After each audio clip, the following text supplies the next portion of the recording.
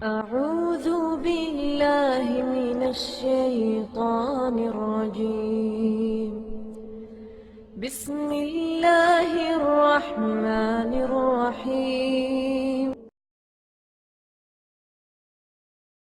ومن أحسن قولا ممن دعا إلى الله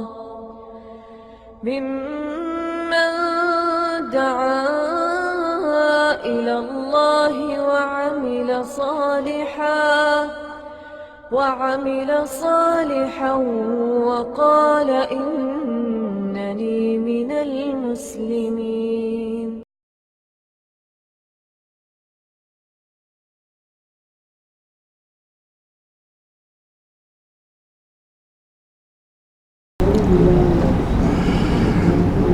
بسم الله الرحمن الرحيم.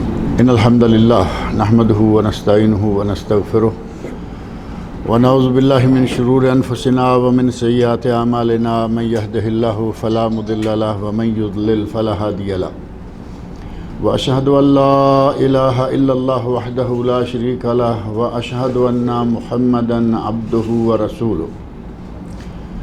أما بعد فإن خير الحديث كتاب الله وخير الهدي هدي محمد صلى الله عليه وسلم وشر الأمور محدثاتها وكل محدثة بدعة وكل بدعة ضلالة وكل ضلالة في النار. رب اشرح لي صدري ويسر لي أمري واحلل عقدة من لساني يفقهوا قولي. رب اعوذ بک من همزات الشیاطین واعوذ بک رب ان یحضرون. اعوذ باللہ السمیع العلیم من الشیطان الرجیم. بسم اللہ الرحمن الرحیم. والفجر وليال عشر والشفع والوتر واللیل اذا یسر. قرآن کریم میں سے 30ویں سپارے کی سورۃ الفجر، جو کہ قرآن کریم کے سورتوں کی ترتیب کے حساب سے 89 نمبر پر 89 نمبر پر یہ سورت ہے، جس کی میں نے پہلی 4 آیتیں آپ کے سامنے پڑھی ہیں.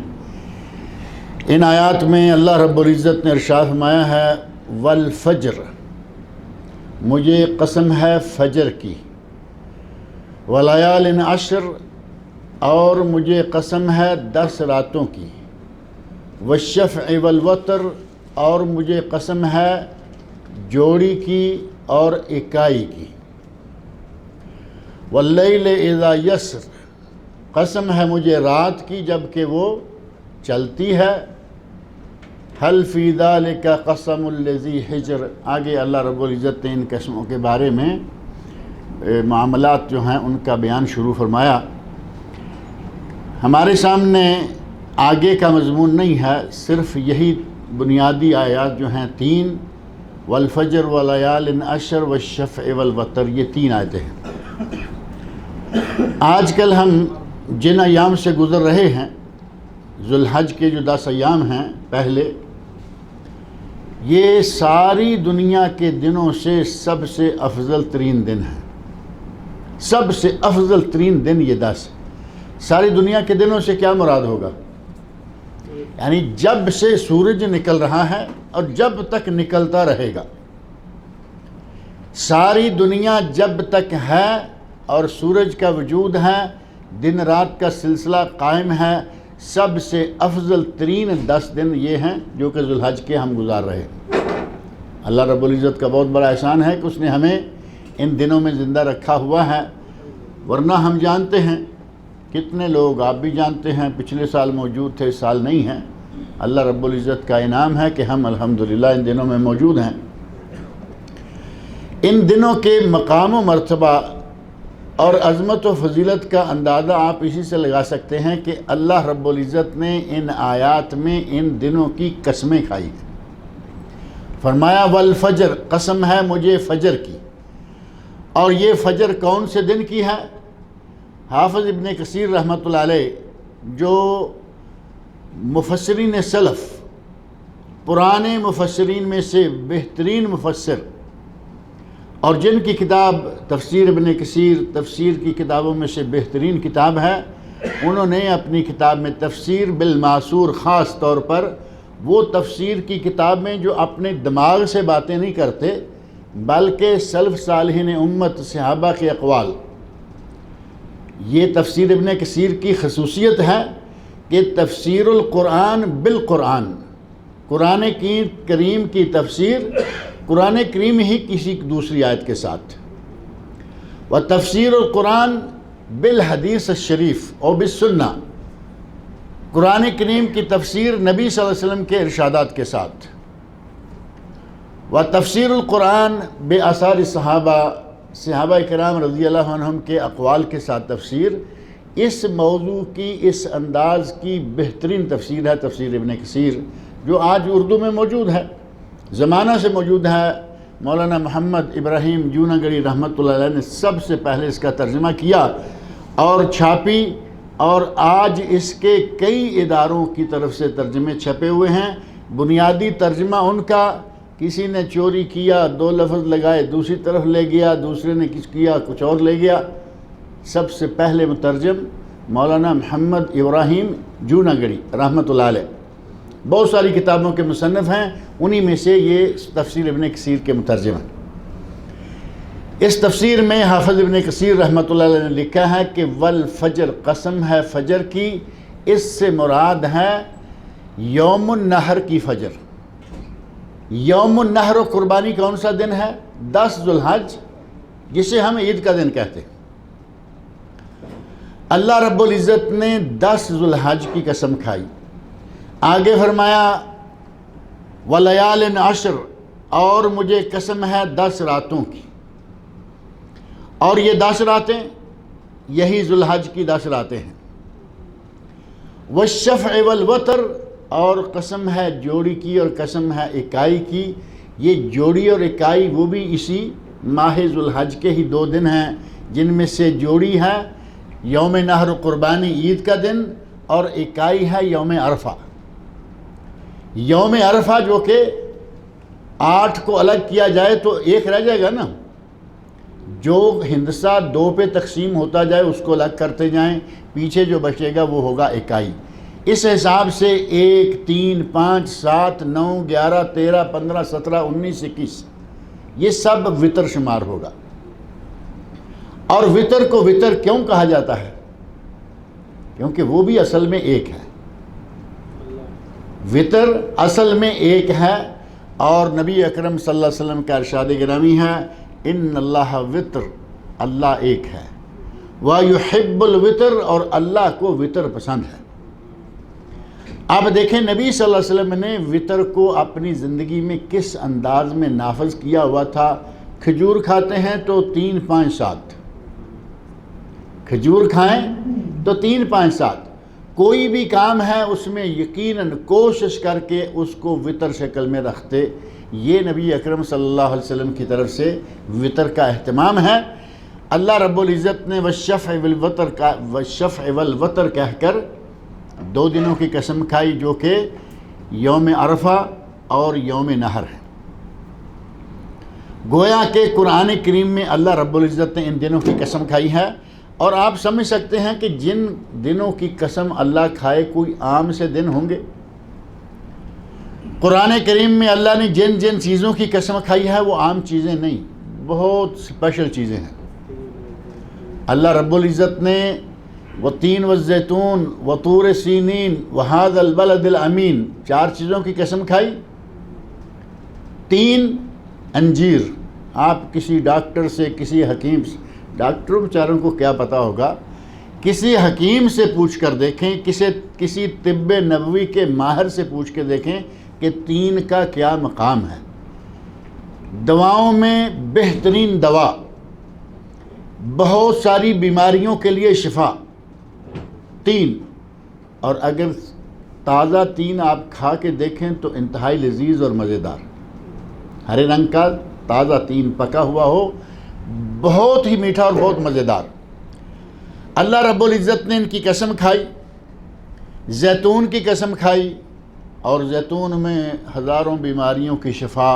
آپ کہتے ہیں کہ زیتون غذا ہے، زیتون سالن ہے، آپ نے فرمایا جس کے گھر میں زیتون ہو اس کے گھر میں سالن کی کوئی کمی نہیں ہے، اور زیتون تیل آپ پئیں تو شفا، ملیں تو شفا، جس طرح بھی اس کو استعمال کریں، دانہ کھائیں تو شفا، تیل کھائیں پئیں تو شفا، ملیں تو شفا۔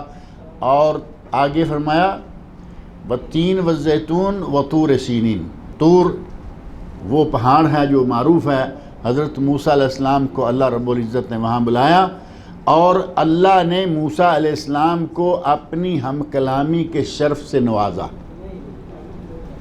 ہم کلام کون ہوئے؟ اللہ رب العزت۔ کلم اللہ موسیٰ تکلیما، اللہ نے موسیٰ سے بات کی۔ اب یہاں یہ نقطہ ذہن میں رکھیں کہ موسیٰ علیہ السلام نے اللہ سے بات نہیں، اللہ نے موسیٰ علیہ السلام سے بات کی اور انہیں اس شرف سے نوازا۔ غرض یہ کہ یہ تینوں چیزیں انتہائی اہم ہیں، اور ان تینوں سے بڑھ کر چوتھی چیز ہے وَبَلَدْ وَالتِّينِ وَالزَّيْتُونِ وَطُورِ سِينِينَ وَهَذَا الْبَلَدِ الْأَمِينَ، اور یہ امن والا شہر۔ یہ امن والا شہر کون سا ہے؟ مکہ مکرمہ۔ مکہ مکرمہ جو کہ حرم ہے، مکہ مکرمہ جس میں قتل و غارت منع ہے، مکہ مکرمہ جس میں گری پڑی چیز اٹھانا تک منع ہے۔ اگر کسی کو کوئی چیز مل جائے تو وہ جیب میں نہیں ڈال سکتا، اس کے لیے ضروری ہے کہ مکتب المفقودات، دفتر مفقودات، کچھ بھی لکھا ہے عربی میں اور اردو میں، انگلش میں، ان کا ایک باقاعدہ آفس بنا ہوا ہے، جو حرم سے چیز ملے وہاں جا کے جمع کرا دے۔ آپ کو اٹھا کر اپنے قبضے میں لینے کی اجازت نہیں ہے، ان کو دیں، جس کی گری ہے وہ پوچھتے تاشتے وہاں پہنچے گا، اس کو چیز مل جائے گی۔ اور حرم وہ مقام ہے جہاں آپ ایک نماز پڑھیں تو 1,00,000 نماز کا ثواب ملے۔ آپ اندازہ کریں کہ 1,00,000 کہاں تک جا کے پہنچتی ہے بات۔ آدمی اپنی زندگی میں کہے کہ میں ایک نماز کو 1,00,000 مرتبہ پڑھوں، پہنچے گا؟ کوئی بھی نماز، چھوٹی سے چھوٹی نماز کون سی ہے؟ فجر کی، سب سے چھوٹی فجر ہے نا، سنت سمیت بھی 4 رکعت، اور مغرب کی سنت سمیت 5 ہے۔ اللہ رب العزت نے ایسا مقام دیا مکہ مکرمہ کو کہ اسے حرم بنایا، اور اگر کوئی مسجد حرام میں نماز پڑھ لے، اور بعض علماء نے کہا کہ حرم پورا شامل ہے، یعنی جہاں تک حرم کی حدود لکھا ہوا ہے نا، جس راستے بھی جائیں ایک بورڈ لکھا ہوا مل جائے گا بدایت حدود الحرم، نہایت نکلتے ہوئے نہایت حدود الحرم۔ جدہ کو جائیں تو شمیسی، مدینہ منورہ کو جائیں تو مکہ کے اندر ہی آخری کنارے پر بورڈ لگا ہوا ہے۔ آپ ادھر طائف کو جس راستے بھی جائیں گے، حدود حرم کا آغاز کہاں سے ہوتا ہے اور حدود حرم ختم کہاں سے ہوتی ہے، وہ ساری چیزیں لکھی ہوئی ہیں۔ ان حدود کے اندر جو ایک نماز پڑھے اس کو 1,00,000 نماز کا ثواب ہوگا۔ اللہ رب العزت نے جن چیزوں کی قسم کھائی کوئی خاص اہمیت، اور جب ان دنوں کی قسم کھائی تو ان میں یہ 10 دن وہ دن ہیں جن کو کہا کہ ساری دنیا کے دنوں سے افضل ترین دن۔ اللہ رب العزت نے خاص مقام ان کو دیا۔ اور یہاں ایک چیز ذہن میں رکھیں، علامہ ابن قیم رحمۃ اللہ علیہ نے اپنے استاد گرامی شیخ الاسلام امام ابن تیمیہ رحمۃ اللہ علیہ کی ایک بات نقل کی ہے۔ کہتے ہیں کہ شیخ الاسلام ابن تیمیہ فرماتے ہیں دنوں میں سے دن، سال بھر کے دنیا بھر کے دنوں میں سے دن افضل ہیں ذوالحج کے یہ 10، اور راتیں افضل ہیں رمضان کی آخری 10۔ راتیں رمضان کی آخری، اور دن ذوالحج کے پہلے، وہ بھی 10 اور یہ بھی 10۔ کہتے ہیں کہ اگر کوئی آدمی تلاش بھی کرنا چاہے تو اسے اس سے بہتر توجیہ نہیں مل سکتی، اور وہ بہتر توجیہ کیا ہے؟ یہ دن اس لیے افضل کہ سب سے زیادہ قیمتی اعمال اور اجر و ثواب کے اعمال جو ہیں وہ ان دنوں میں ہیں۔ اور راتیں افضل وہ کیوں ہیں؟ کیونکہ ان 10 راتوں میں ایک رات صرف ایسی ہے کہ اگر کوئی اس کی عبادت کر لے تو 1000 مہینے کی عبادت سے بھی زیادہ کا ثواب ملے گا، اور وہ ہے لیلۃ القدر۔ لیلۃ القدر خیر من 1000 شہر، لیلۃ القدر 1000 مہینے سے بہتر۔ 1000 مہینہ 83 سال اور 4 مہینے بنتے ہیں۔ یہ رمضان سارا یہ آپ سنتے رہے ہیں سورۃ القدر کی تفسیر۔ اللہ رب العزت نے رمضان المبارک کی آخری 10 راتوں میں سے ایک رات لیلۃ القدر بنائی، جس کی عبادت کا ثواب اتنا، کہتے ہیں راتیں وہ افضل اور دن یہ ماہ ذوالحج کے پہلے 10 دن افضل۔ کہتے ہیں اس سے بہتر توجیہ کوئی دوسرا بیان کر ہی نہیں سکتا، اور یقیناً یہ بات صحیح ہے کہ اللہ رب العزت نے ان دنوں کو اتنا مقام عطا فرمایا۔ ان دنوں کی خصوصیت، ان دنوں کی فضیلت کے سلسلہ میں ایک یہ کہ اللہ نے قسمیں کھائیں، جیسا کہ میں نے آپ کے سامنے قرآن کریم کی سورۃ 89 پہلی 3 آیتیں پڑھ کے دیکھیں، کتنی قسمیں کس طرح اللہ رب العزت نے، فجر کی قسم، 10 راتوں کی قسم، جوڑی کی قسم، اکائے کی قسم، وہ سارے یہی دن ہیں۔ اور یہی اسی پر بس نہیں، بلکہ یہ دن وہ ہیں جن کو ایک اور شرف حاصل ہے کہ یہ دن حرمت والے مہینوں میں سے 10 دن ہیں۔ حرمت والے مہینے 4 ہیں۔ حجۃ الوداع کے موقع پر نبی اکرم صلی اللہ علیہ وسلم نے 4 مہینے ذکر کیے۔ صحیح بخاری اور صحیح مسلم میں یہ حدیث موجود ہے کہ حرمت والے مہینے 4 ہیں۔ نبی صلی اللہ علیہ وسلم نے حرمت والے ان 4 مہینوں کا ذکر کیا اور ان کی باقاعدہ حد بندی فرما دی کہ وہ حرمت والے 4 مہینے کون کون سے۔ قرآن کریم میں اللہ نے 4 مہینے کا ذکر کیا لیکن نام نہیں لیے۔ سورۃ التوبہ آیت نمبر 36 پڑھ کے دیکھ لیں، اللہ رب العزت نے ارشاد فرمایا ان عدۃ الشہور عند اللہ 12 شہرا فی کتاب اللہ، مہینوں کی تعداد اللہ کے نزدیک 12 ہے۔ 12 تو معلوم ہے نا، یہاں 12 تو بڑا آسانی سے سمجھ میں آ جاتا ہے۔ اللہ کے نزدیک مہینوں کی تعداد 12، کب سے؟ یوم خلق السماوات والارض، اس دن سے جب سے اللہ نے زمین و آسمان بنائے۔ گویا کہ ہمارا کیلنڈر یا ہماری ڈائری یا ہماری تقویم اللہ رب العزت نے اس وقت سے تیار کر رکھی ہے جب سے اس نے یہ زمین و آسمان بنائے۔ اور آگے فرمایا منہا 4 حرم، اور ان 12 مہینوں میں سے 4 مہینے حرمت والے ہیں۔ حرمت والے 4 مہینے ہیں۔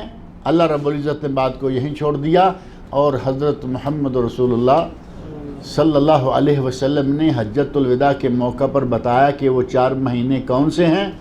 فرمایا 3 متوالیات، ان میں سے 3 مسلسل ہیں۔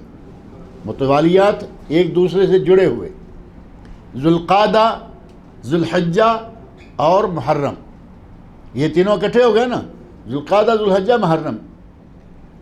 اگر ان کو 1 2 3 کریں گے تو یہ 11 12 اور 1 ہیں، لیکن اکٹھے تو ہیں نا تینوں۔ اور چوتھے کے بارے فرمایا ورجب مضر الذی بین جمادی و شعبان، چوتھا مہینہ ہے رجب، جو رجب مضر ایک قبیلہ تھا اس کے نام سے اس مہینے کی شہرت ہے، رجب مضر الذی بین جمادی و شعبان، جو جمادی ثانی اور شعبان کے درمیان ہے۔ نبی صلی اللہ علیہ وسلم نے اپنی عادت مبارکہ سے کوئی رجب کے بارے میں غلط فہمی نہ مطلع ہو جائے کہ رجب مضر یہ کون سا مہینہ ہے، رجب تو سنا ہے، رجب مضر کہاں سے آیا؟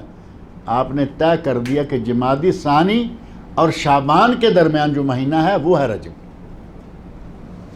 میں پہلے کئی مرتبہ یہاں ذکر کرتا رہتا ہوں کہ اللہ کے نبی نے ہمیں دین پہنچانے کے لیے ایسی سادہ زبان استعمال کی، اتنی آسان عربی استعمال کی کہ جسے ہر کوئی آسانی سے سمجھ لے۔ کئی لوگوں کی عادت ہوتی ہے نا اردو میں تقریر کریں، وہ اردو بولیں گے جو سامنے والے سمجھ ہی نہ پائیں، مشکل الفاظ۔ نبی صلی اللہ علیہ وسلم افصح العرب، ساری عرب دنیا کے سب سے فصیح ترین انسان تھے، ساری دنیا کے بہترین عربی زبان کو سب سے اعلیٰ جاننے والے، لیکن اتنا سادہ انداز آپ کا۔ آپ نے اللہ رب العزت کے ناموں کے بارے میں ایک حدیث ہے، صحیح بخاری میں حدیث موجود ہے کہ اللہ کے 99 نام ہیں، حدیث معروف ہے نا، ان للہ 99 اسما 100 الا واحدہ، اللہ کے 99 نام ہیں، اور 99 کے بعد نبی صلی اللہ علیہ وسلم فرمایا ایک کم 100، یعنی 99 کو ہو سکتا ہے کہ کوئی اردو جاننے والا نہ سمجھے، 99 کو اردو والا نہ سمجھے، عربی والا نہ سمجھ پائے۔ نبی صلی اللہ علیہ وسلم فرمایا 100 الا واحدہ، 100 کو تو سارے جانتے ہیں، کہا 100 سوائے ایک کے، ایک کم 100۔ اتنا آسانی کے ساتھ نبی اکرم صلی اللہ علیہ وسلم نے بات سمجھائی۔ اسی بات کو یہاں بھی آپ اندازہ کریں، رجب اور رجب مضر 2 نام ہیں، نبی اکرم صلی اللہ علیہ وسلم نے ساتھ یہ فرما دیا کہ جو جمادی ثانی اور شعبان کے درمیان والا رجب، یہ 4 مہینے حرمت والے ہیں، اور یہ دن انہی 4 حرمت والے مہینوں میں سے ذوالحج کے پہلے 10 دن ہیں۔ گویا کہ اللہ رب العزت کے یہاں جو حرمت والے ایام ہیں ان میں سے یہ 10 دن بھی ہیں۔ ایک فضیلت ان کو یہ حاصل ہے کہ یہ حرمت والے ہیں، ان میں جنگ و جدال، ان میں لڑائی جھگڑا، ان میں سر پھٹاؤ، یہ ساری چیزیں منع ہیں۔ ہمارے تو حاجی لوگ حج کے لیے، میں پچھلے درسوں میں بات ذکر کی نا، بس پر بیٹھتے ہی جنگ شروع کر دیتے ہیں کہ یہ سیٹ میری ہے اور یہ سیٹ تیری ہے۔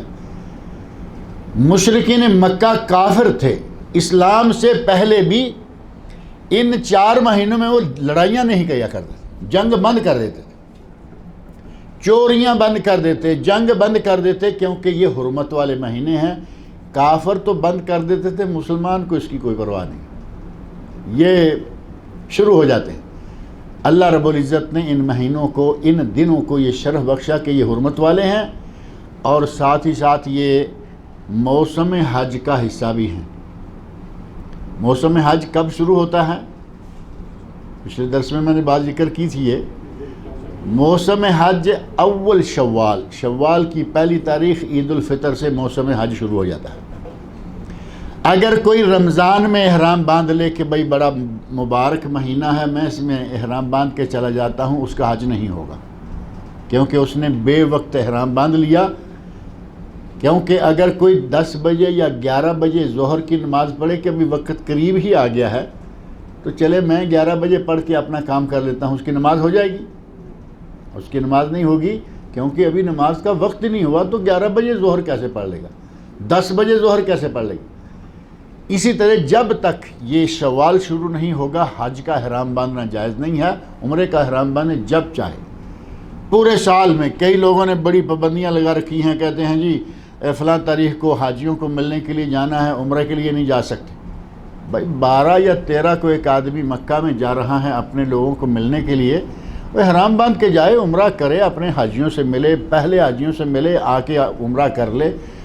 پتہ نہیں یہ ممانت کہاں سے لے کے آ جاتے، کہیں گے ان دنوں میں عمرہ جائز نہیں۔ سال کے کسی بھی دن میں عمرہ منع نہیں ہے، کوئی بھی دن، کوئی آدمی ثابت کر دے۔ رہا معاملہ کہ آپ دل سے یہ خیال کریں کہ حاجی لوگ آئے ہوئے ہیں باہر سے بے شمار، ہم یہاں کے لوکل ہیں اور ہم بعد میں عمرہ کر لیں، اچھی بات ہے، یہ اچھی بات ہے، لیکن اس کو منع کہہ دینا، اس کے لیے دلیل چاہیے۔ شریعت میں کسی چیز کے ہونے کی دلیل چاہیے، اور اگر کوئی کہے منع ہے تو اس کی دلیل چاہیے۔ غرض یہ کہ یہ ان دنوں میں سے بھی شمار ہوتے ہیں جو کہ ایام حج ہیں، یعنی 1 شوال عید الفطر سے لے کے 13 ذوالحج تک، یہ سارے کا سارا حج کا موسم ہے۔ انہی میں سے یہ 10 دن بھی ہیں، اور ان 10 دنوں کا اللہ رب العزت نے اتنا مقام بنا دیا۔ نبی اکرم صلی اللہ علیہ وسلم ارشاد فرماتے ہیں، ما من ایام العمل الصالح فیہن، کوئی ایسے دن نہیں ہیں جن میں کیا گیا عمل صالح احب الی اللہ من ہذہ الایام العشر، ان 10 دنوں میں کیے گئے عمل سے بھی اللہ کو زیادہ پیارا ہو۔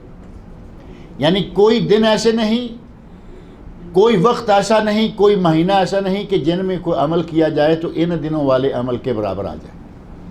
اب صحابہ کرام رضی اللہ عنہ بات سن کے یکدم آدمی کے ذہن میں خیال آتا ہے کہ اس مہینے کی اتنی عظمت بیان کی جا رہی ہے، جبکہ بعض عمل ہیں وہ بہت بڑے بڑے عمل ہیں۔ مثلا جہاد فی سبیل اللہ ہے، جہاد میں آدمی نکلتا ہے، مال قربان کرتا ہے، کچھ لوگوں کو جان قربان کرنی پڑتی ہے۔ صحابی نے فوراً پوچھا وَلَلْ جِہَادُ فِي سَبِيلِ اللَّهِ، اے اللہ کے رسول آپ فرما رہے ہیں کہ ان دنوں میں کیے گئے عمل کا کوئی دوسرا عمل مقابلہ نہیں کر سکتا، تو کیا جہاد فی سبیل اللہ بھی نہیں کرتا؟ نبی اکرم صلی اللہ علیہ وسلم فرمایا ولل جہاد فی سبیل اللہ، جہاد بھی ان دنوں کے عمل کا مقابلہ نہیں کر سکتا۔ اور پھر ساتھ ہی فرما دیا الا رجل، سوائے ایک آدمی کے۔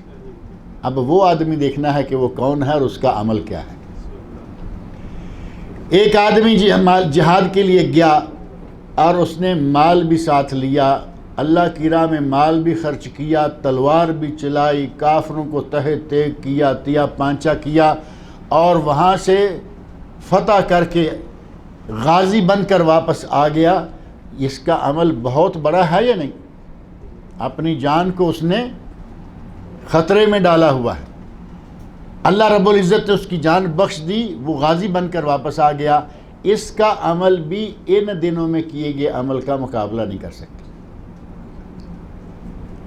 الا رجل، سوائے ایک آدمی کے، اور وہ آدمی کون ہے؟ خرج بنفسہ و مالہ، جو اپنا مال اور جان دونوں چیزیں لے کر میدان جنگ میں اترا۔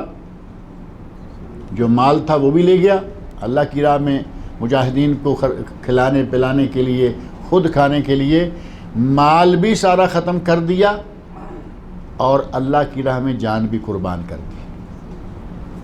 نبی اکرم صلی اللہ علیہ وسلم فرماتے ہیں وَلَمْ يَرْجِعْ مِنْ ذَلِكَ بِشَيْءٍ، ان دونوں چیزوں میں سے کچھ بھی واپس نہ لایا، اس آدمی کا عمل ان دنوں میں کیے گئے عمل سے زیادہ بہتر۔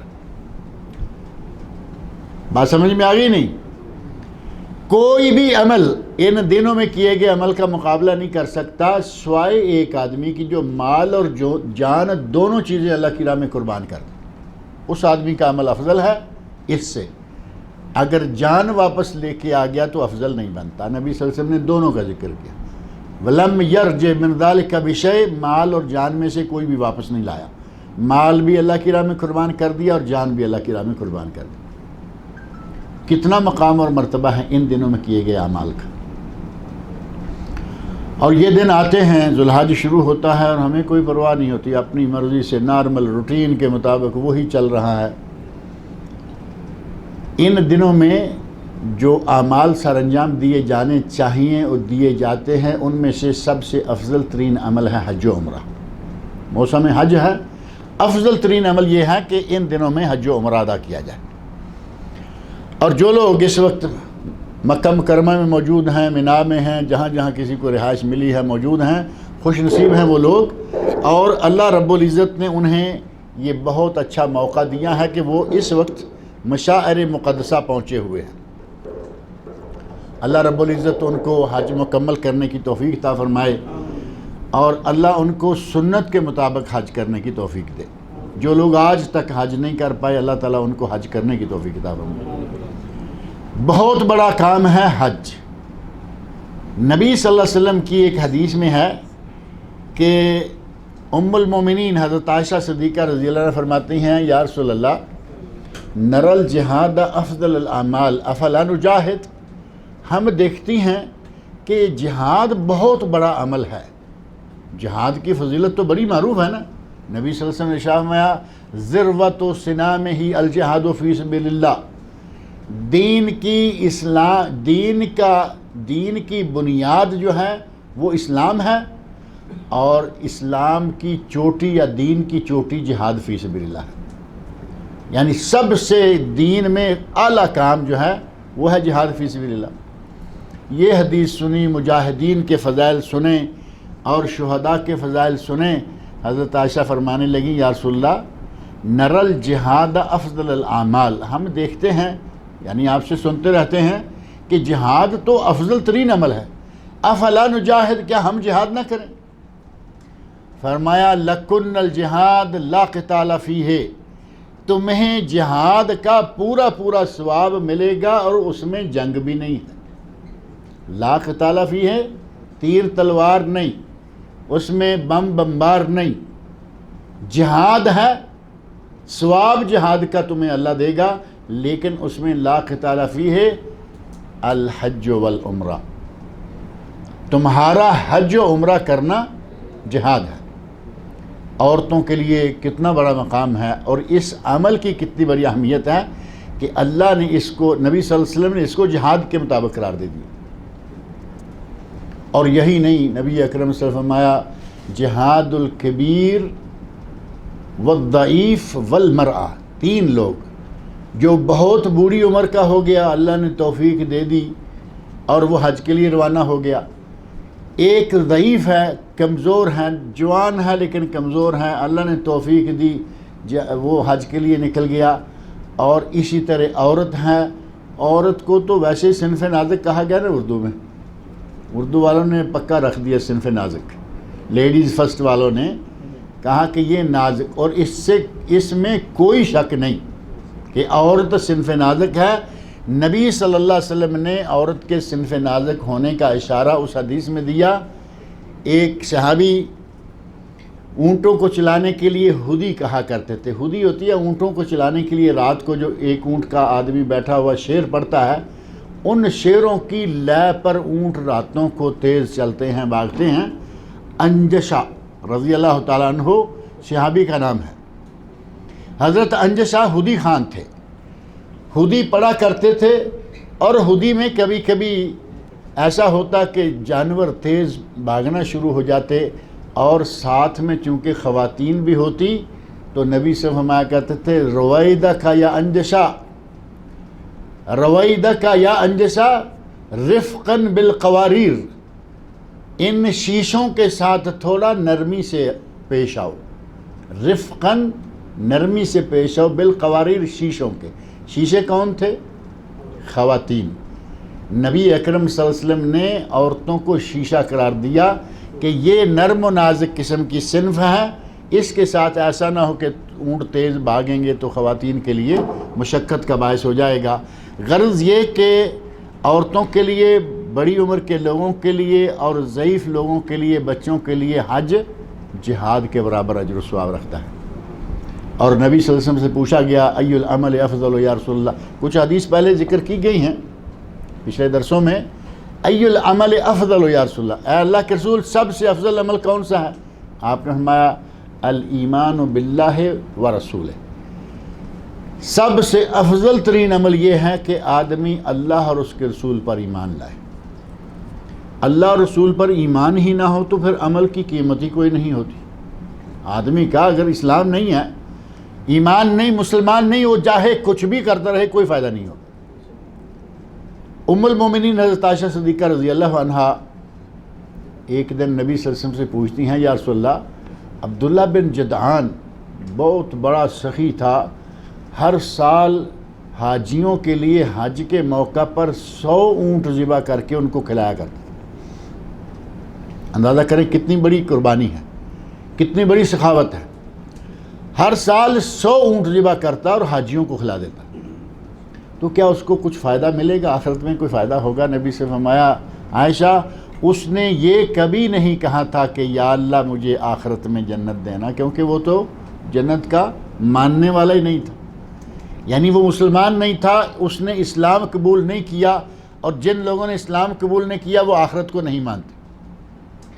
فرمایا اس کے نے چاہے کتنی بھی سخاوت کی ہے آخرت میں اس کے کسی کام نہیں آئے گی، کیونکہ اس کا ایمان نہیں تھا۔ لہذا سب سے پہلا، سب سے افضل ترین عمل نبی اکرم سے فرمایا کہ وہ ہے الایمان باللہ ورسولہ، اللہ اور اس کے رسول پر ایمان لانا۔ صحابی کہتے ہیں ثم ایو، اے اللہ کے رسول اس کے بعد کون سا عمل ہے؟ تو آپ نے ارشاد فرمایا الجہاد فی سبیل اللہ، ایمان لانے کے بعد افضل ترین عمل جہاد فی سبیل اللہ ہے۔ جیسے کہ دوسری حدیث میں نے ذکر کی ذروۃ سنامہ ہی الجہاد فی سبیل اللہ، اسلام کی چوٹی جہاد فی سبیل اللہ۔ اور صحابی نے پوچھا تیسرا عمل، تو فرمایا حج مبرور، ان دو کے بعد افضل ترین عمل ہے حج مبرور، جو کہ مقبول، حج مقبول ہے۔ اور حج مبرور کیا ہے؟ ایک درس پچھلے دنوں دمام میں تھا، اور یہاں بھی مختصر میں نے ذکر کیا، اشارہ میں پھر دے دیتا ہوں۔ آدمی مال حلال سے حج کرے، آدمی صرف اللہ کی رضا کے لیے حج کرے، لوگوں کے دکھلاوے اور لوگوں کی باتیں اور ملامت سے بچنے کے لیے نہیں، سنت رسول کے عین مطابق حج کرے، لوگوں کا مال کھایا ہوا ہے، یتیموں کی جائیدادیں ہڑپ کی ہوئی ہیں، وہ ساری واپس کر کے حج پہ جائے۔ اگر ان بنیادی شرطوں کو طے کر کے حج کرتا ہے انشاءاللہ اس کا حج حج مبرور ہوگا۔ اور اگر یتیم بھتیجے، یتیم اپنے پڑوسی لوگوں کے مال پہ قبضہ کر کے سانپ بن کے بیٹھا ہوا ہے اور وہ کہے کہ میں حج کرنے جا رہا ہوں، اس کا حج مبرور کہاں سے ہوگا؟ حج مبرور، نبی اکرم صلی اللہ علیہ وسلم نے حج مبرور کا ثواب بتایا، فرمایا العمرۃ الی العمرۃ کفارۃ لما بینہما، ایک عمرہ دوسرے عمرہ کے درمیان والے تمام گناہوں کا کفارہ ہے۔ ایک عمرہ حج کیا، ایک عمرہ 2 4 6 مہینے سال 2 سال کے بعد کیا، درمیان والے سارے گناہوں کو اللہ ختم کر دیتا ہے۔ اور آگے فرمایا والحج المبرور لیس لہ جزاء الا الجنہ، اور حج مبرور کی جزا تو جنت ہی ہے۔ گویا کہ اللہ نے جنت کا ٹکٹ پکڑا دیا جو حج مبرور کر کے آ جائے، اور سارے گناہ اللہ تعالیٰ معاف کر دیتا ہے۔ صحیح بخاری مسلم کے حدیث معروف ہے من حج ولم یرفث ولم یفسق، جس نے حج کیا، حج کے دوران اس نے کوئی شہوانی حرکت، فعل اور بات نہ کی، نہ ہی کسی گناہ کا ارتکاب کیا، رجع من ذنوبہ کیوم ولدتہ امہ، وہ اس طرح گناہوں سے پاک ہو کر واپس آیا جیسے کہ آج ہی اس کی ماں نے اسے جنم دیا ہے۔ حج کا کتنا مقام ہے، کتنا مرتبہ ہے، لیکن حج میں جو حج مبرور کی شرائط ہیں، 3 شرطیں قرآن کریم میں آئی ہیں، ان میں سے پہلی رفث، یعنی حج کے دوران احرام باندھا ہوا ہے، مکہ حدود حرم کے اندر موجود ہے، شہوانی حرکات بالکل نہ ہوں اور گناہ نہ ہو، اور تیسرا لڑائی جھگڑا نہ ہو۔ یہ چیز بار بار دیکھیں آ رہی ہے، لڑائی جھگڑا نہ ہو۔ حرمت کے مہینوں میں لڑائی جھگڑا نہیں ہونا چاہیے، کرتے ہیں۔ حج کے موقع پر لڑائی جھگڑا نہیں ہونا چاہیے، کرتے ہیں۔ یہاں بس میں بیٹھنے سے لے کر مکہ میں بس میں بیٹھنے تک موقع بموقع جھگڑا۔ بس پہ بیٹھتے وقت جھگڑا کہ سیٹ میری اور تیری، آگے نکل گئے، ظہر کا وقت ہو گیا یا عشاء کا وقت ہو گیا، مغرب کا وقت، لوگ کہتے ہیں کہ ہم جمع کر کے پڑھیں گے، آدھے کہہ رہے ہیں نہیں جمع کریں گے، وہاں جھگڑا شروع ہو گیا۔ کچھ کہتے ہیں قصر کہہ رہے ہیں، کوئی کہتے ہیں قصر نہیں کریں گے، مسلسل۔ اور یہی معاملہ جا کے منی میں، مزدلفہ میں کتنے مسائل، اور ہمارے علماء کرام نے کتنے عجیب و غریب راستے بتا رکھے ہیں۔ تعجب ہوتا ہے، ایک صاحب کہتے ہیں کہ اگر مسجد نمرہ میں امام کے ساتھ جو نماز پڑھو ظہر اور عصر، تو 2 رکعتیں ظہر کی 2 عصر کی جمع اور قصر ظہر کے وقت پڑھ لو۔ یعنی یہ جو مسجد نمرہ میں پہنچ گیا، اور مسجد نمرہ میں تو میرا خیال ہے 100% بھی آدمی کہے نا کہ 100% میں سے 1% بھی مسجد میں آ سکتے ہیں۔ کتنے لوگ آ سکتے ہیں مسجد نمرہ میں؟ 1 لاکھ آئیں گے، اور لوگ کتنے ہوتے ہیں؟ ملینز۔ اب ان کو کہا کہ تم سنت کے مطابق پڑھ لو، باہر والوں کو مشورہ دے رہے ہیں کہ ظہر کو ظہر کے وقت پڑھو 4 رکعتیں پڑھو، اور عصر کو عصر کے وقت پڑھو 4 رکعتیں پڑھو۔ نبی صلی اللہ علیہ وسلم کے عمل مبارک کی سراسر خلاف ورزی کا حکم یہ مولوی حضرات دے رہے ہیں، اور پھر وہاں جھگڑا بن جاتا ہے۔ عوام اس کو سمجھنے کو تیار نہیں جی ہمارے مولوی نے کہہ کے بھیجا۔ اللہ رب العزت نے فرمایا کہ رفث، فسوق اور جدال، لڑائی جھگڑا نہیں ہونا چاہیے۔ 2 چیزیں نبی اکرم صلی اللہ علیہ وسلم نے بتائی، تب جا کے حج مبرور ہوگا اور آدمی گناہوں سے بالکل پاک ہو کے لوٹے گا۔ ان دنوں میں یہ جو 10 دن گزر رہے ہیں، ان دنوں میں حج و عمرہ کے علاوہ بہت سارے ایسے اعمال ہیں جو ہمیں کرنے چاہیے، جن میں سے دوسرے نمبر کا اہم ترین عمل ہے روزے۔ اہم ترین عمل روزے، اور روزہ ایک ایسی عبادت ہے جس کو اللہ رب العزت نے اپنی طرف منسوب کیا ہے۔ عبادتیں تو بہت ہیں نا، نماز عبادت ہے، تہجد دیکھیں کتنی بڑی عبادت شمار ہوتی ہے، حج بھی عبادت ہے، اس کے علاوہ زکوٰۃ آدمی اپنی جیب سے بڑی مشکل کے ساتھ پیسہ نکالتا، لیکن چونکہ فرض ہے دیتا ہے۔ ساری عبادتیں ہیں، لیکن ان میں سے کسی کے لیے اللہ نے یہ نہیں کہا کہ یہ میرے لیے ہے، صرف روزے کے لیے کہا۔ نبی اکرم صلی اللہ علیہ وسلم کا ارشاد ہے کہ اللہ کہتا ہے کل عمل ابن آدم لہو الا الصیام، ہر عمل بندہ جو بھی عمل کرتا ہے وہ اس کے لیے ہے سوائے روزے کے، فإنہ لی، روزہ میرے لیے ہے، وأنا أجزی بہ، اور اس کی جزا بھی میں دوں گا۔ اتنا عظیم عمل کہ اللہ نے کہا باقی سارے تمہارے اور روزہ میرے لیے۔ ان دنوں میں کوشش کر کے اگر 9 نہیں تو 8 7 6 5 4 3 2 کم از کم ایک تو رکھ لیں، کم از کم ایک روزہ تو رکھیں، اور وہ ہے عرفہ کا روزہ۔ یوم عرفہ، جس دن کے ایک روزے کے بارے میں نبی صلی اللہ علیہ وسلم کی حدیث مبارک صحیح مسلم اور دیگر کتابوں میں موجود ہے، آپ ارشاد فرماتے ہیں صوم یوم عرفہ احتسب علی اللہ ان یکفر سنتین، یوم عرفہ کا ایک دن کا روزہ مجھے اللہ سے امید ہے کہ 2 سالوں کے گناہوں کا کفارہ ہو جائے گا۔ نبی اکرم صلی اللہ علیہ وسلم کا ارشاد ہے کہ 2 سالوں کے گناہ ختم، الماضیہ والمستقبلہ، الماضیہ والآتیہ، مختلف روایات میں 1 سال گزرا ہوا اور 1 سال آنے والا۔ گزرے ہوئے سال کی تو سمجھ آتی ہے کہ ہم نے جو جو کام کیے، جو جو کرتوتیں کی، ہمیں معلوم ہے اللہ وہ سارے معاف کر دے گا۔ اب جو سال ابھی شروع نہیں ہوا اس کے گناہ اللہ معاف کس انداز سے کرے گا؟ یعنی وہ معافی کیسے ہوگی کہ ابھی تو سال آیا ہی نہیں؟ اہل علم میں سے بعض علماء نے کہا ہے کہ اللہ رب العزت اسے اس طرح کبیرہ گناہوں سے محفوظ کر دے گا کہ وہ اگلے سال میں کبیرہ گناہ کر ہی نہیں سکے گا۔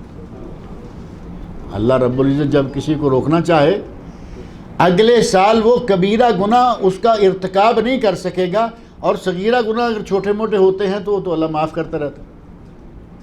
وہ تو چھوٹے چھوٹے کاموں پر بے شمار گناہ ختم ہوتے رہتے ہیں، حتیٰ کہ ایک حدیث میں صرف ذکر کر دیتا ہوں، نبی صلی اللہ علیہ وسلم فرماتے ہیں کہ ما من مسلمین یلتقیان فیتصافحان، 2 مسلمان جب آپس میں ملتے ہیں، علیک السلام ہوتی ہے، سلام ہوتی ہے، مصافحہ کرتے ہیں، ان دونوں مسلمانوں کے مصافحے کے ہاتھ ایک ہاتھ سے دوسرے کا ہاتھ نکلنے سے پہلے اللہ دونوں کے سارے گناہ معاف کر دے۔ صغیرہ گناہ تو جاتے رہتے ہیں، وضو کیا گئے، نماز پڑھی گئے، ان الحسنات یذہبن السیئات، نیکیاں برائیوں کو مٹا دیتی ہیں، کبیرہ اللہ نے کرنے نہیں دیے، گویا کہ 2 سالوں کے لیے معاملہ صاف ہو گیا۔ اللہ رب العزت کی رحمت دیکھیں، جو حج کرنے جاتے ہیں ان کو اللہ نے ساری عمر کے گناہوں کی معافی کا بشارت دے دی، مجدہ دے دیا، اور جو باقی ہیں جو نہیں گئے ان کو بھی اللہ نے محروم نہیں کیا 2 سالوں کے گناہ صرف 1 روزہ رکھنے پر۔ اور 1 روزہ جو شخص اللہ کی راہ میں 1 روزہ رکھ لیتا ہے، صرف جس نے فی سبیل اللہ صرف 1 روزہ رکھا، نبی صلی اللہ علیہ وسلم کی حدیث ہے کہ اللہ اس کے چہرے کو جہنم کی آگ سے اتنا دور کر دے گا جتنا فاصلہ 70 سال میں طے کیا جا سکتا ہے۔ 70 خریفاً، خریف موسم ہے، موسم خزاں، ربیع، خریف، صیف اور شتاء، جیسے ہمارے موسم گرما، سرما، بہار، اور چوتھا کیا ہے؟ خزاں معروف بات ہے، یہ چیزیں تو نارمل ہیں، آپ کو آنی چاہیے۔ موسم گرما، موسم سرما، موسم بہار اور موسم خزاں۔ بہار جب پھول اگتے ہیں، خزاں جب پتے جاتے ہیں، اور گرما سرما تو ہے بہت آسان ہے۔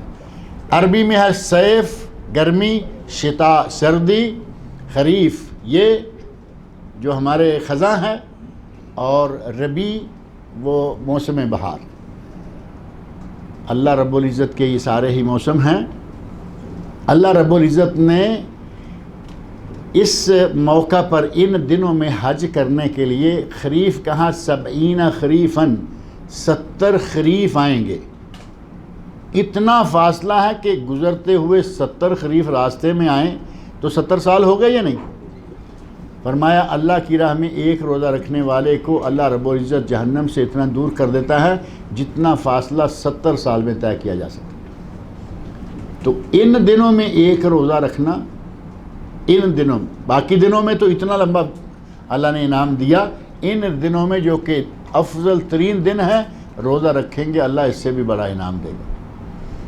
لہذا ان دنوں میں کوشش کریں کہ جتنا بھی ہو سکے جو باقی دن ہیں ان میں سے کچھ نہ کچھ روزے رکھیں، اور ان کے علاوہ انہی دنوں میں اللہ رب العزت توفیق دے تو صدقہ و خیرات کریں۔ پہلے میں نے حدیث ذکر کی ہے کہ کوئی عمل ان دنوں میں کیے گئے عمل کا مقابلہ نہیں کر سکتا۔ صدقہ کریں گے، کوئی دوسرے مہینوں کا صدقہ اس کا مقابلہ نہیں کرے گا۔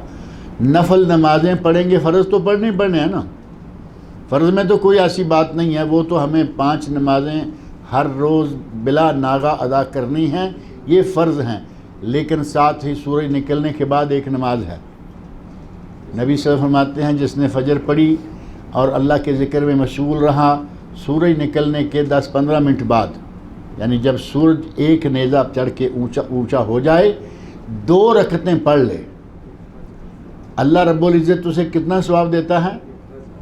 ایک حج اور عمرے کے برابر۔ ایک حدیث میں ایک حج اور عمرے کے برابر اس کو پورا ثواب ملے گا، اور دوسری حدیث میں ہے کہ انسان کے 360 جوڑ ہیں، جسم کے 360 جوڑ ہیں، ہر جوڑ پر ہر دن صدقہ ہے، ہر دن صدقہ ہے۔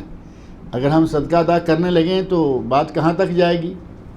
ہمارا دل گھبرانے لگے گا کہ 360 کے ایک جوڑ کا 1 ریال بھی دیں تو ہم تو اتنے کماتے نہیں۔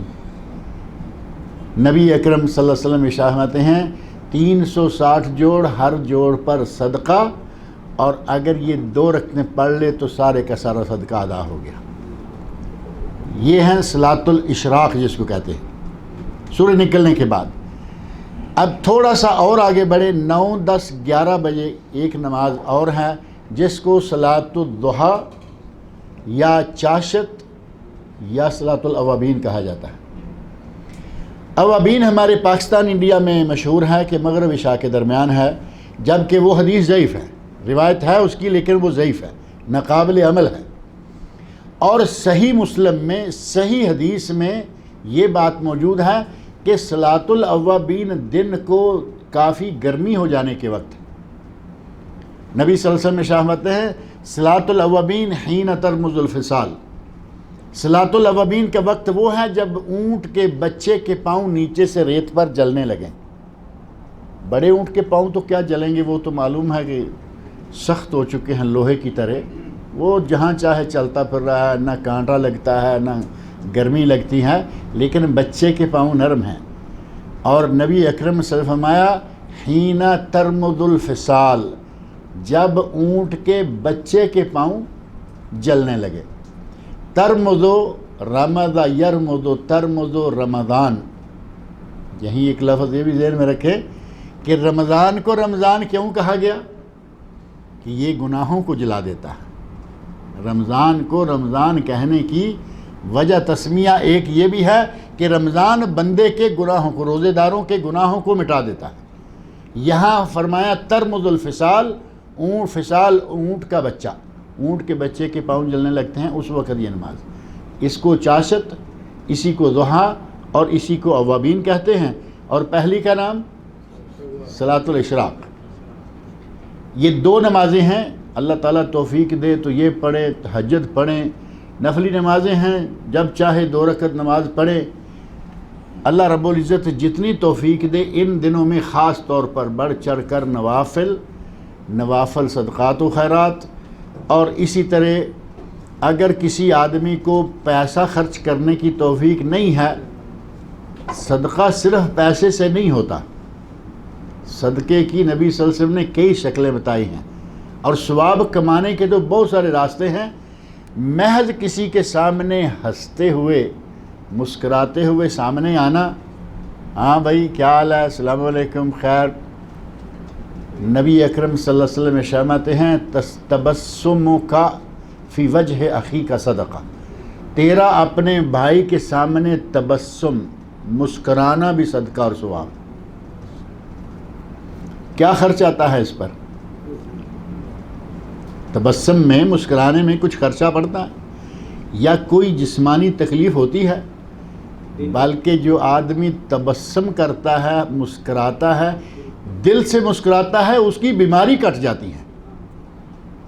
کوئی خرچہ نہیں، بھائی ملے، آپ کے چہرے پہ تبسم کھیل جائے، اللہ کے رسول فرما رہے ہیں اس کے لیے صدقہ ہے، ثواب۔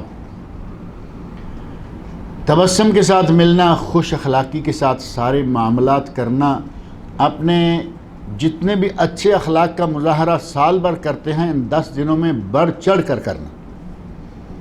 اور اچھے اخلاق کو نبی اکرم صلی اللہ علیہ وسلم نے اتنا بہترین مقام دیا ہے، آپ ارشاد فرماتے ہیں اقربکم منی مجلسا یوم القیامہ، قیامت کے دن میرے قریب ترین بیٹھنے والے لوگ کون ہوں گے؟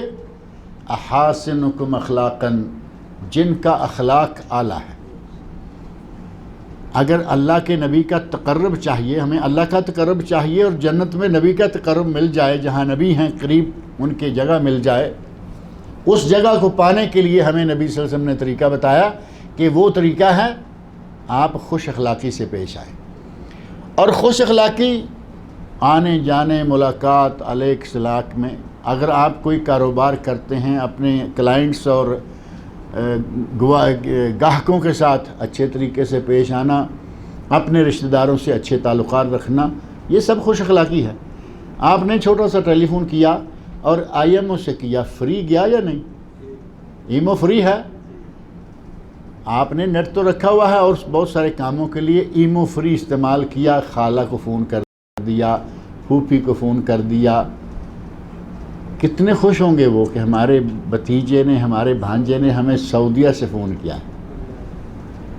اگر ثواب کمانا ہے تو چھوٹے چھوٹے کام، صلہ رحمی، آپ کی خالہ ماں کی جگہ، نبی سے فرماتے ہیں الخالۃ بمنزلۃ الام، خالہ ماں کی جگہ ہے، اور پھوپھی باپ کی بہن، کتنے قریبی رشتے ہیں اور ہم سال ہا سال خبر تک نہیں لیتے۔ اور یہ تو پھوپھی اور خالہ کی بات ہے، کچھ لوگ تو ایسے ہیں کہ بھائی بہنوں سے سالوں نہیں ملتے۔ پھوپھی اور خالہ تھوڑا سا فرق ہے نا، بھائی بہن ایک پیٹ سے جنم لینے والے، سالوں اپنی بہنوں اور اپنے بھائیوں کو ایک دوسرے کے ساتھ ایسا بائیکاٹ کیا ہوا جیسے اسرائیل کے ساتھ کیا ہوا ہوتا۔ ہمیں چاہیے کہ اپنے دل کو تھوڑا نرم رکھیں، اپنے بھائی بہنوں سے رابطے رکھیں۔ کچھ لوگ ہیں ان کا ایک طرف بڑا مضبوط رابطہ ہے، کون سا؟ بیوی اور سسرال، بیوی اور سسرال سے سیٹ ہیں، ساڑو کے ساتھ سیٹ ہیں، سسرال میں سالہ ہیں تو اس کو کتنا مقام دیا گیا، آدھے گھر والا رکھ لیا اس کو، اور پورے گھر والا سالہ ہوتا ہے۔ اور اس طرف آئیں، بھائی سے ملاقات نہیں، چچا سے ملاقات نہیں، بہن سے ملاقات نہیں، ان سب کو ایسے اگنور کیا ہوا ہے جیسے کہ وہ ہمارے رشتہ دار ہی نہیں۔ صلہ رحمی بہت بڑا کام، صلہ رحمی بہت بڑا عمل، اور خرچ بھی کوئی نہیں، صرف آپ کے دل میں جگہ بن جانی چاہیے تھوڑی سی۔ ان دنوں میں خاص طور پر کوشش کریں اپنے عزیز و اقارب کے ساتھ رابطہ رکھیں، ان سے ملیں جلیں، جہاں ٹیلی فون کر سکتے ہیں ٹیلی فون کریں، جہاں جا سکتے ہیں جائیں آئیں۔ ان دنوں میں حسن اخلاق کا، ان دنوں میں نوافل، وہ نماز کے نوافل ہیں، وہ صدقات کے نوافل ہیں، امر بالمعروف ہے، کسی کو کوئی برا کام کرتے دیکھیں، من نہی عن المنکر، کوئی آدمی دیکھیں کہ اس میں اس کام کی توفیق ہے، گنجائش ہے، اس کو کسی اچھے کام کی طرف توجہ دلائیں۔ وہ اچھا کام کرے گا آپ کو بھی ثواب ہوگا، وہ برائی سے بچ جائے گا آپ کو بھی ثواب ہوگا، وہ بھی برائی سے بچ گیا۔ یہ سارے کام ان دنوں میں کرنے کے کام ہیں۔ یہ عشرہ ذو الحج سارے سال کے دنوں میں سے افضل ترین دن ہے، اور ہم ان دنوں میں سے آج کل گزر رہے ہیں۔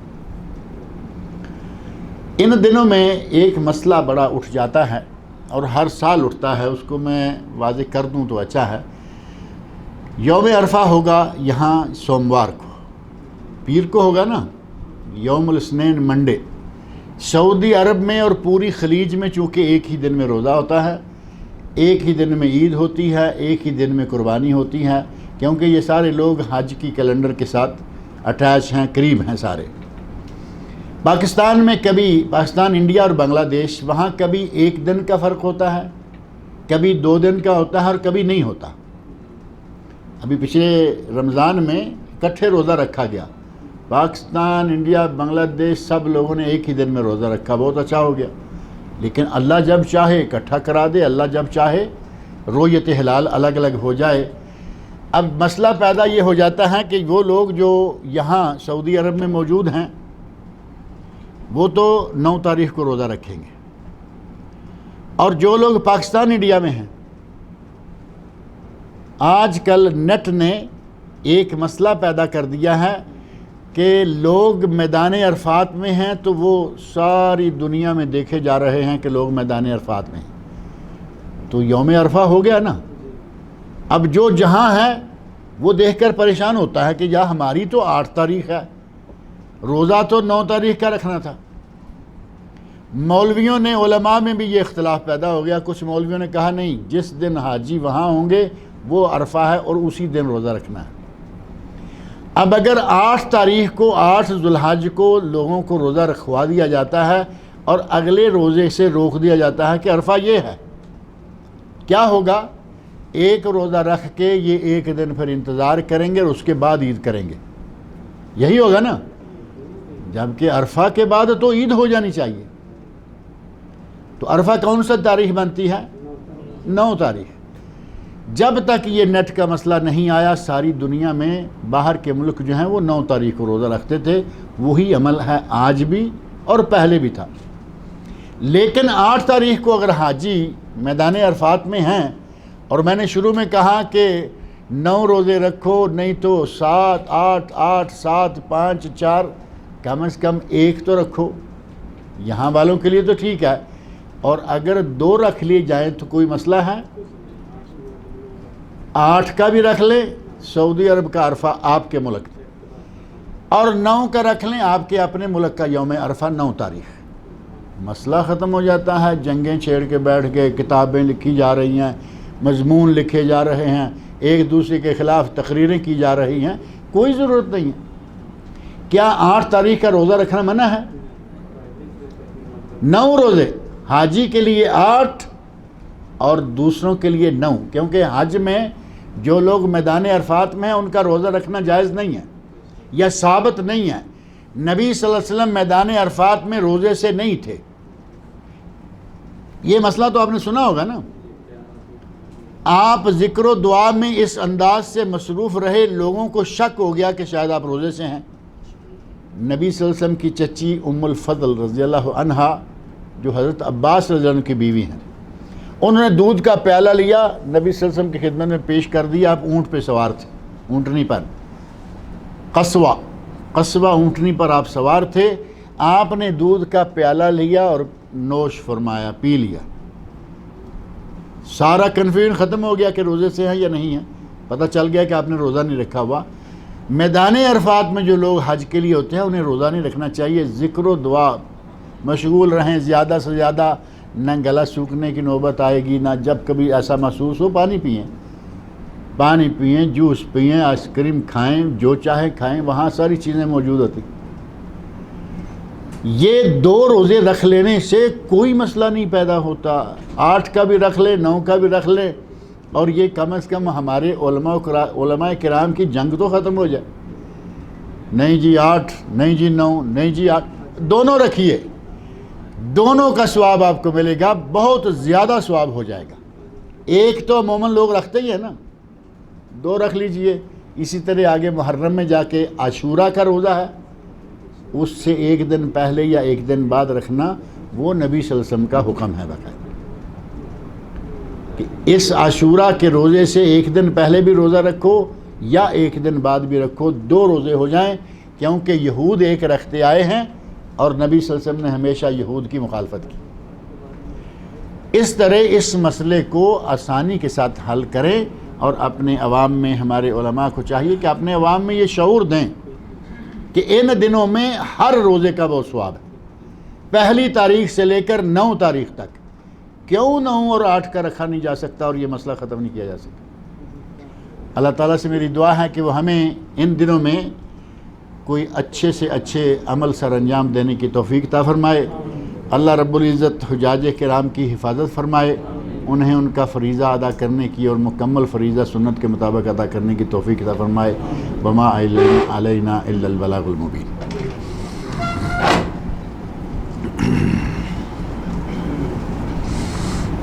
آپ نے چائے بہت گرا لی ہے دائیں بائیں۔ ہاں وہ لکھ آئے تھے نا، اچھا، اللہ تعالیٰ آپ کو جزائے خیر۔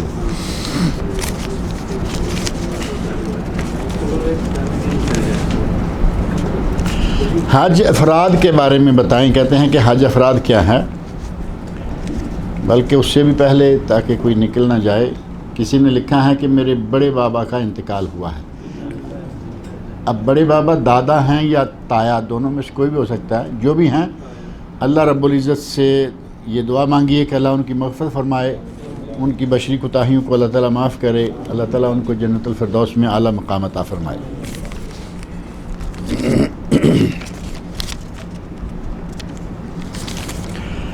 حج افراد، حج کی 3 قسمیں ہیں: حج تمتع افضل ترین قسم، حج قران دوسرے درجے کی۔ نبی صلی اللہ علیہ وسلم نے قران کیا لیکن تمنا تمتع کی اس لیے اس کو افضل قرار دیا جاتا ہے۔ اور تیسری آخری اور ان دونوں میں سے کم درجے والی ہے حج افراد۔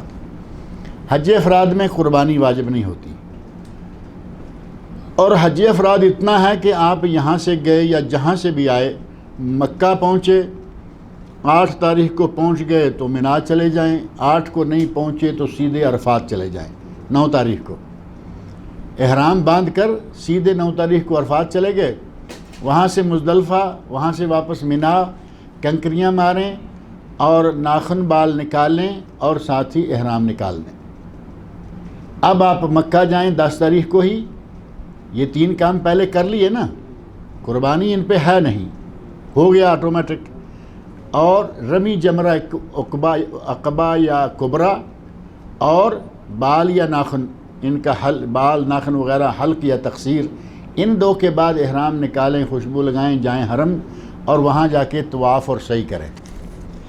اگر کسی نے آنے سے پہلے، یعنی عرفات میں آنے سے پہلے حرم میں جا کر طواف اور سعی کر لی ہے، وہ طواف قدوم ہوگا، اور وہ سعی آپ کے حج کے لیے بھی کافی ہو سکتی ہے۔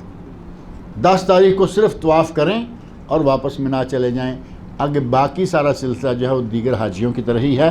یہ ہے مختصر انداز سے حج افراد، ہلکا پھلکا لائٹ سا عمل ہے، اور اس کا ثواب بھی ظاہر ہے کہ اسی حساب سے تھوڑا لائٹ ہی ہوگا۔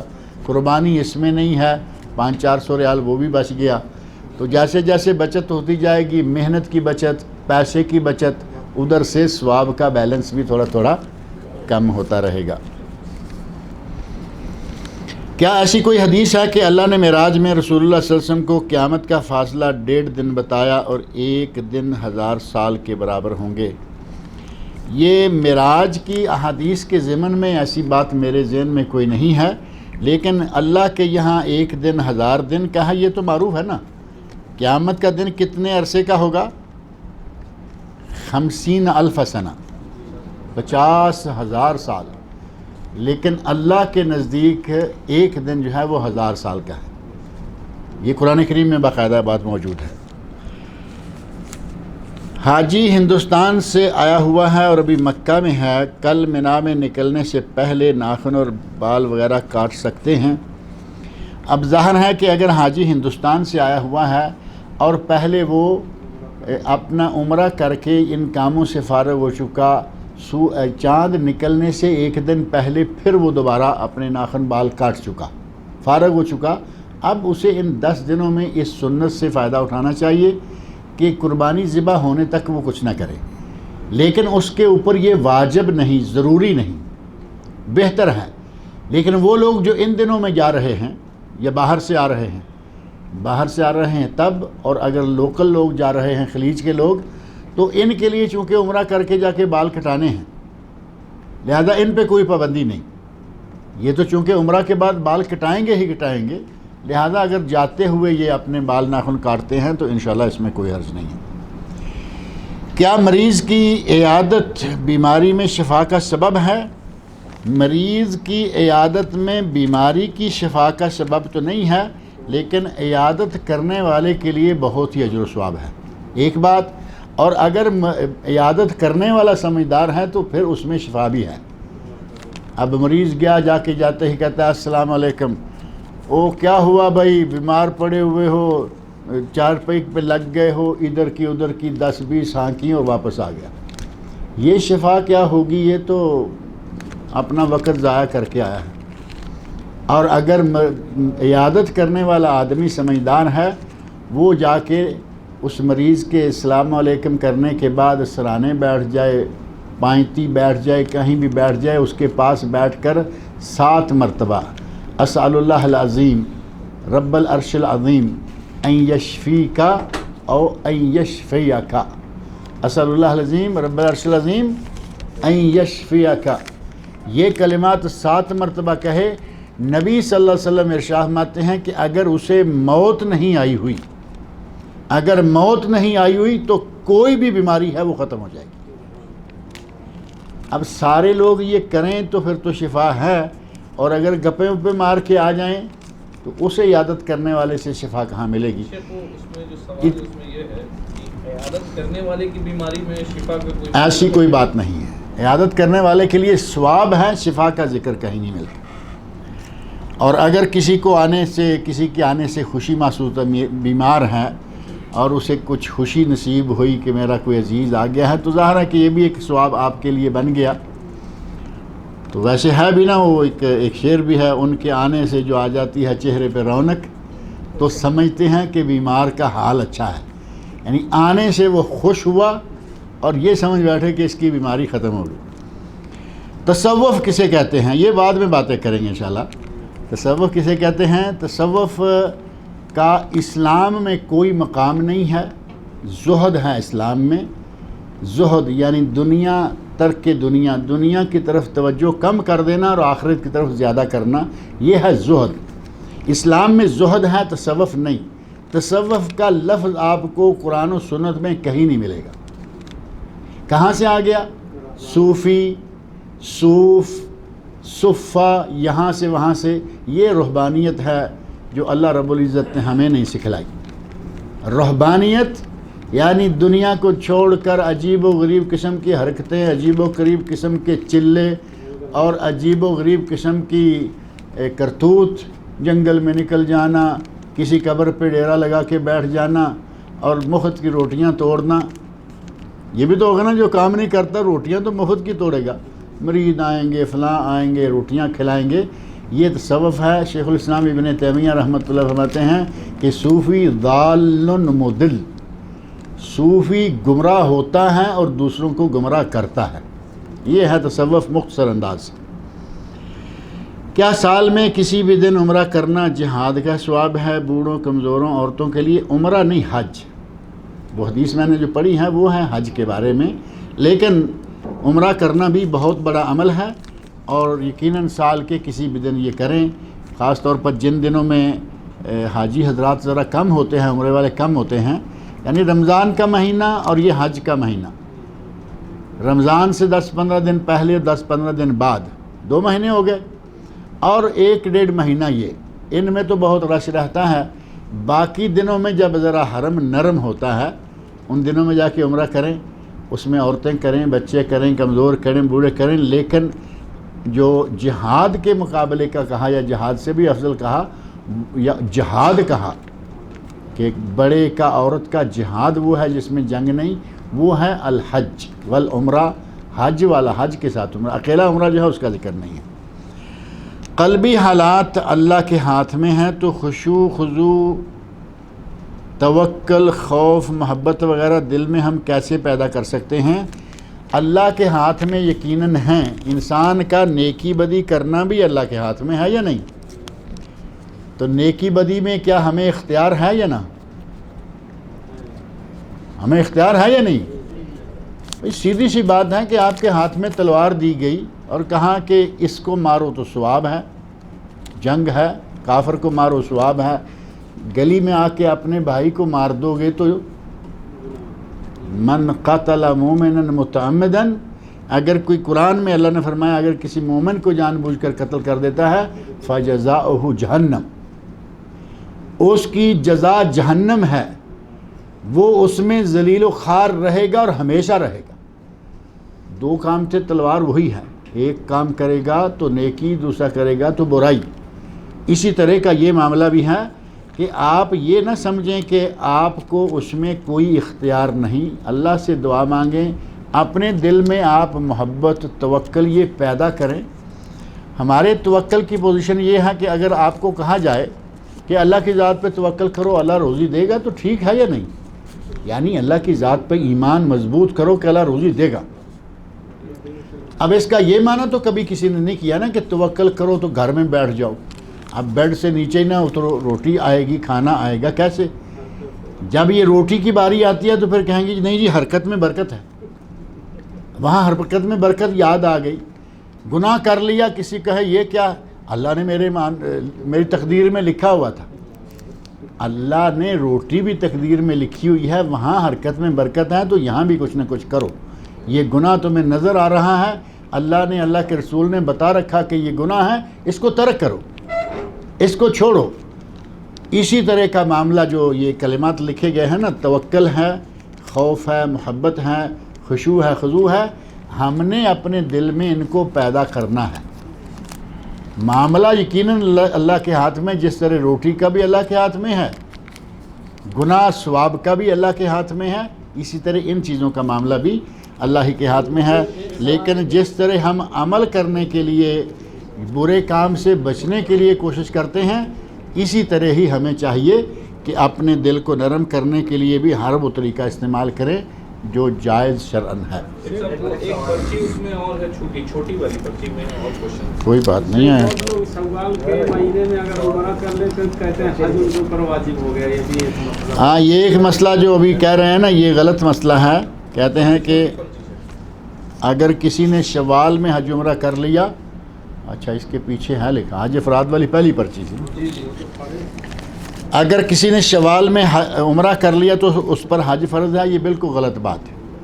حج کی فرضیت کے الگ اسباب ہیں، وجوہات ہیں، اور عمرہ اگر کوئی کرتا ہے تو اس کا حج فرض ہو جانے کی کوئی بات نہیں۔ ایک آدمی عمرہ کرنے گیا، اگلے سال اسے آؤٹ کر دیا گیا اور اس کے پاس حج کرنے کی توفیق ہی نہیں ہے، تو کیا یہ مجبور کیا جائے گا کہ نہیں لازم جاؤ، اپنا گھر بیچو، اپنی ساری جائیداد بیچو، حج کر کے آؤ؟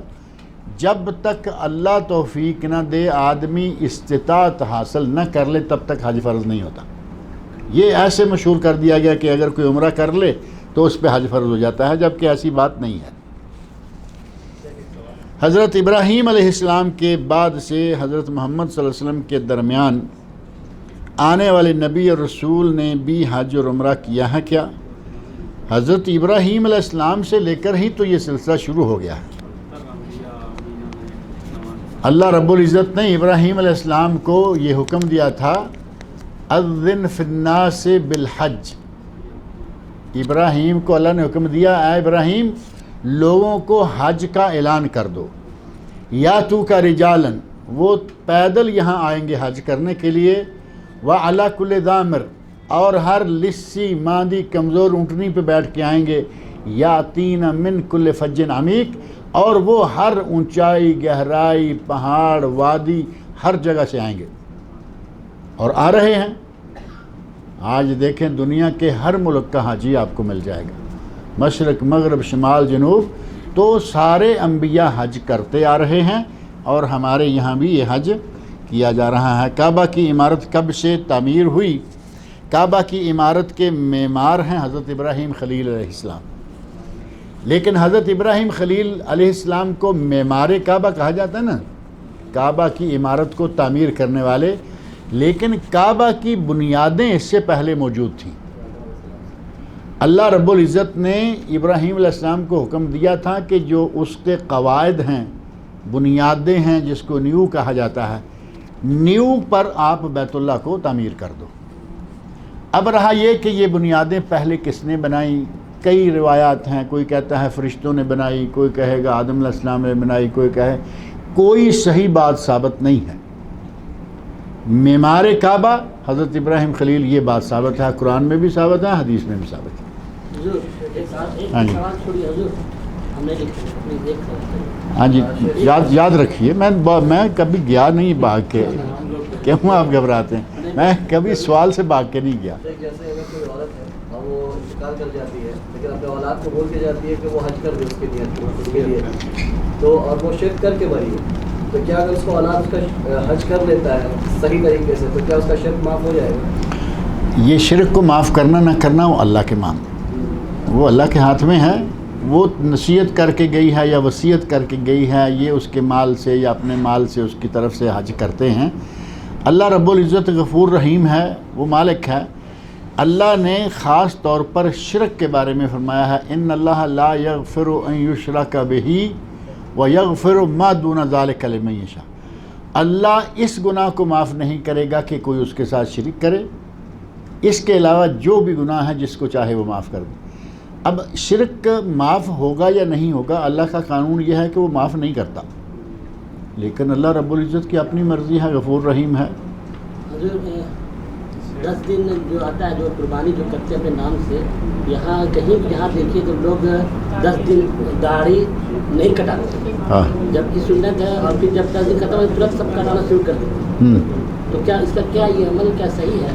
یہ عمل صحیح ہے کہ نبی صلی اللہ علیہ وسلم فرمایا 10 دنوں میں، اچھا ہوا یہ یاد دلا دیا آپ نے، ان دنوں میں یہ بھی کرنا تھا جب چاند دیکھیں ذوالحج کا چاند دیکھتے ہی اپنے جسم کے کسی بھی جگہ کے کوئی بال نہیں کاٹنا، نہیں تراشنا، نہ ناخن تراشنا ہے، حتیٰ کہ بعض دفعہ انگلیوں کے بعض موسموں میں یہ جگہیں بہت سخت ہو جاتی ہیں، ان کو تھوڑا سا دوسرے ناخن سے ایسے کریں تو وہ اکھڑ جاتا ہے، پھر اس کو کاٹ دیں گے یا کھینچ کے نکال دیں گے، یہ بشرا ہے۔ نبی صلی اللہ علیہ وسلم نے ارشاد فرمایا کہ اپنے لا یمس من شعرہ و اظفارہ و بشرتہ، اور ایک روایت میں ہے لا یمسن، ہرگز اپنے بال، ناخن اور بشرا نہ نکالے۔ تو اس حدیث کی روح سے جو آدمی ان 10 دنوں میں یہ اہتمام کرتا ہے اسے انشاءاللہ ثواب ملے گا۔ اور ایک آدمی کہتا ہے کہ میں تو بعد میں بھی منڈاؤں گا اور پہلے بھی منڈا ہی رہا ہوں، میں ان دنوں میں بھی منڈاتا ہوں، تو وہ تو اللہ کے مقابلے میں کھڑا ہے، اللہ تعالیٰ اسے معاف کرے اور ہدایت عطا فرمائے۔ پہلے منڈاتے تھے، بعد میں منڈاؤ گے، بدنیتی بعد میں والے بھی وقت کے لیے ہے یا نہیں؟ بعد میں بھی نیت دل میں غلط رکھے ہوئے ہیں کہ بعد میں بھی منڈایا کریں، پہلے منڈاتا آ رہا ہے۔ ان دنوں میں منع کیا گیا اسپیشلی اللہ کے رسول کی طرف سے، تب بھی باز نہیں آ رہا، اس کو ہم کیا کریں گے؟ 10 دن جو آدمی داڑھی رکھ لیتا ہے اللہ اسے آئندہ رکھنے کی توفیق بھی عطا کر دے۔ جو آدمی 10 دن برداشت کر گیا داڑھی کو، سمجھیں کہ وہ داڑھی رکھ گیا، اور جو 10 دن برداشت نہیں کرتا اس کو اللہ تعالیٰ ہدایت دے۔ داڑھی عام سی سنت نہیں، داڑھی واجب ہے۔ داڑھی کٹانے والا فاسق و فاجر ہے، کٹانے والا نہیں، منڈوانے والا فاسق و فاجر ہے، یعنی کبیرہ گناہ کا مرتکب ہے، اور کبیرہ گناہ کا مرتکب اگر لوگوں کے سامنے گناہ کرے تو وہ فاسق و فاجر ہوتا ہے۔ داڑھی منڈا کے اندر تو بیٹھ نہیں سکتا، باہر ہی آنا ہوگا۔ اللہ تعالیٰ جو بھی ایسا کر رہے ہیں اللہ تعالیٰ ان کو توفیق دے کہ وہ سنت کے مطابق داڑھیاں رکھیں۔ ایک چیز حج افراد کے بارے میں ابھی تھوڑا سا ذکر ہو گیا تھا نا، اب تھوڑا سا اسی طرح ایک دو جملہ حج تمتع کیا ہے۔ حج تمتع ہے آپ نے میقات سے حرام باندھا، مکہ گئے، عمرہ کیا، طواف کیا، 7 چکر 2 رکعتیں پڑھی، صفا مروہ کے درمیان 7 چکر لگائے، بال نکال لیے، احرام نکال دیا، آپ کا عمرہ مکمل ہو گیا۔ 8 تاریخ تک آپ خوشبو لگائیں، بال کاٹیں، میاں بیوی ہیں دونوں ایک دوسرے کے لیے حلال ہیں، اس کام کا نام تمتع ہے۔ آپ خوشبو لگا رہے ہیں، بال کاٹ رہے ہیں، میاں بیوی ایک دوسرے سے مل رہے ہیں، یہ ہے تمتع یعنی فائدہ۔ 8 تاریخ کو دوبارہ احرام باندھیں، منا چلے جائیں، عرفات چلے جائیں، مزدلفہ آ جائیں، منا واپس آ جائیں، جس طرح باقی لوگ حج کرتے ہیں، یہ ہے حج تمتع۔ اور حج قران یہ ہے کہ آپ میقات سے دونوں کا اکٹھا احرام باندھیں گے، میقات پہ آپ آ کے کہیں گے اللہم لبیک حجن و عمرہ، حج و عمرہ دونوں میرے اس احرام میں ہیں۔ ایک ہی احرام میں حج و عمرہ آپ نے مکمل کرنا ہے۔ مکہ جائیں، طواف کریں، سعی کریں، نہ بال کٹوائیں نہ احرام نکالیں، 8 تاریخ تک رہیں، چاہے آپ کو 15 دن پہلے آ گئے یا جب بھی آ گئے، 8 تاریخ تک احرام کی حالت میں رہیں۔ یہ فرض نہیں کہ وہ کپڑے رہیں، آپ کپڑے دھو بھی سکتے ہیں، آپ کپڑے بدل بھی سکتے ہیں، لیکن احرام کی پابندیاں آپ پہ جاری رہیں گی۔ 8 تاریخ کو آپ منا چلے جائیں اور وہاں سے عرفات، مزدلفہ اور واپس منا اور حج مکمل کریں۔ جس طرح افراد والوں کے لیے ایک سعی کافی ہے، پہلی سعی کی ہے تو 10 کو نہ کریں، اسی طرح قران والوں کے لیے بھی ایک سعی کافی ہے، پہلی سعی کی ہے تو 10 کو نہ کریں، ان کی مرضی، اگر کر لیں دونوں مرتبہ تو ٹھیک ہے۔ قران والے پر بھی قربانی واجب ہے، تمتع والے پر بھی قربانی واجب ہے، اور افراد پر قربانی نہیں ہے۔ یہ تینوں الگ الگ مختصر سا ان کا نقشہ ہے۔ حج بدل کے جو لوگ کرتے ہیں ان کو چاہیے کہ احرام باندھتے وقت، جب آپ میقات سے احرام باندھتے ہیں تو اللہم لبیک حجن کہا نا، افراد والے نے یہ کہے اللہم لبیک حجن عن والدی، مثلا میرے والد کی طرف سے، عن والدتی، عن عبد العظیم، عن عبد الکریم، جس کی طرف سے ہے عن کر کے آگے اس کا نام لے لیں، اور باقی سب وہی رہے گا۔ 8 تاریخ کو جب دوبارہ حج کا احرام باندھیں گے تو اس وقت اللہم لبیک، یعنی اللہم لبیک کا عمرہ تمتع والے کے لیے، اللہم لبیک کا حجن و عمرہ قران والوں کے لیے، اللہم لبیک کا حجن صرف افراد والوں کے لیے۔ یہ میقات پر ہوگا، آگے ان تینوں لفظوں کے آگے عن، والدی، والدتی وغیرہ۔ اور جو تمتع والے ہیں وہ چونکہ 8 تاریخ کو نئے سرے سے احرام باندھیں گے، اس وقت وہ کہیں گے اللہم لبیک کا حجن عن والدی یا اللہم لبیک کا حجن عن والدتی۔ یہ ہے حج بدل، باقی حج سارا وہی رہتا ہے، اس میں کوئی تبدیلی نہیں آتی۔